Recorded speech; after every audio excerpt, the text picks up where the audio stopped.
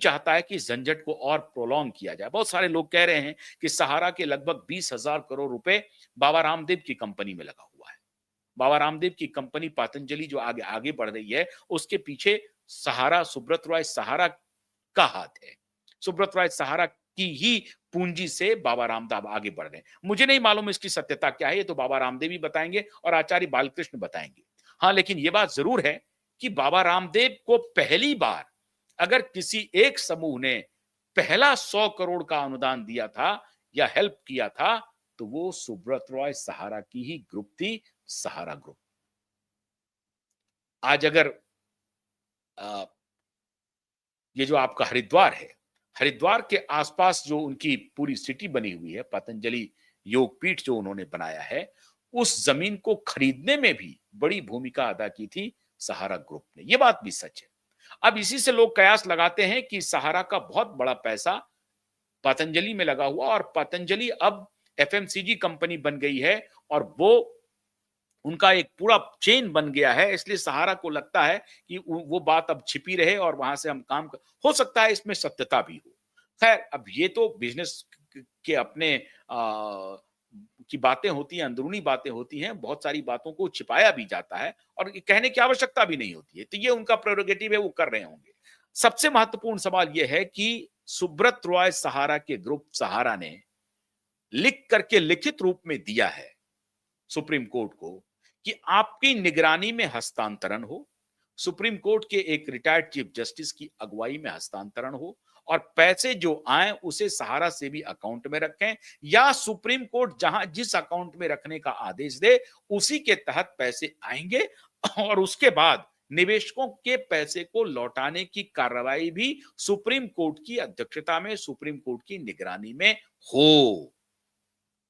अब ये जो लिखित दिया गया है सहारा प्रबंधन की तरफ से, अगर ऐसी बात है जो सही है, मान लीजिए इस तरह से लिख करके पत्र दिया गया है सुप्रीम कोर्ट को, तो ये तो निश्चित रूप से उनके इंटेंशन को दर्शाता है कि सहारा वाकई चाह रही है कि निवेशकों के पैसे को हम लौटा दें और शांति से जिएं। कोई भी बिजनेसमैन ये चाहेगा कि अगर उनके खिलाफ लगातार एजेंसियां दबिश दे, कभी ईडी आए, कभी सीबीआई आए, कभी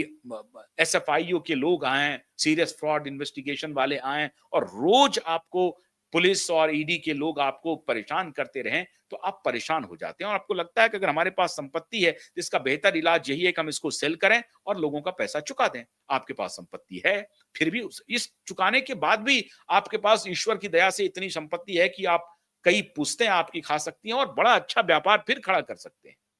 फिर से एक नया बिजनेस आप खड़ा कर सकते हैं। ये बात सही है। तो मैं समझता हूं कि प्रबंधन ने जो ये निर्णय लिया है, ये बहुत ही उपयुक्त निर्णय है, सही निर्णय है। इसमें 1, 2, 3 महीने का हो सकता है वक्त लगे, लेकिन प्रबंधन सही रास्ते पर है। उनकी नीयत ऐसा प्रतीत हो रहा है, सही है और अब निवेशकों के लिए ये सबसे खुशी की बात है, क्योंकि सहारा ने अपनी नीयत स्पष्ट कर दी है। कि हम सारी संपत्ति बेच करके निवेशकों का अगर हमको सारी संपत्ति भी बेचना पड़े तो हम बेचेंगे लेकिन निवेशकों का पैसा लौटाएंगे और ये बात उन्होंने सुप्रीम कोर्ट को कहा है। ऐसा नहीं कि हवा में इधर उधर कह रहे हैं, सुप्रीम कोर्ट के संज्ञान में लाया है और सुप्रीम कोर्ट को ये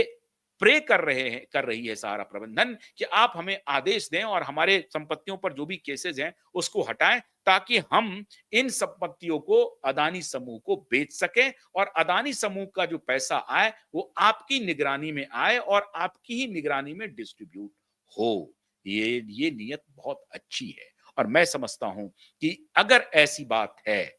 तो सहारा के निवेशकों, सहारा के फील्ड वर्करों के लिए ये अच्छी खबर है और सहारा के प्रबंधन के लिए भी अच्छी खबर है कि उन्होंने अपनी नीयत स्पष्ट कर दी है। अब कोई कंफ्यूजन नहीं है। तो ये लंबी लड़ाई जरूर थी, एक विश्वास का माहौल फिर बनेगा और मैं समझता हूं कि सहारा प्रबंधन इस माहौल को बनाने में ये बहुत बड़ा कदम है और इसके लिए सहारा प्रबंधन की तारीफ करनी चाहिए कि देर आयद दुरुस्त आयत। उन्होंने आखिर में ये फैसला ले ही लिया। देखिए एक बात तो तय है, सहारा सुब्रत रॉय सहारा हमेशा कहा करते थे कि देखिए मैं बिजनेस में हूं, मैं आखिरी समय तक कोशिश करूंगा कि अपनी संपत्ति को बचाते हुए मैं लोगों का पैसा दे दूं और अगर वैसी स्थिति आ ही गई जब मैं अपनी संपत्ति को बचाने की हालत में नहीं होऊंगा तो मैं अपनी संपत्ति को बेच करके भी देनदारों की पैसे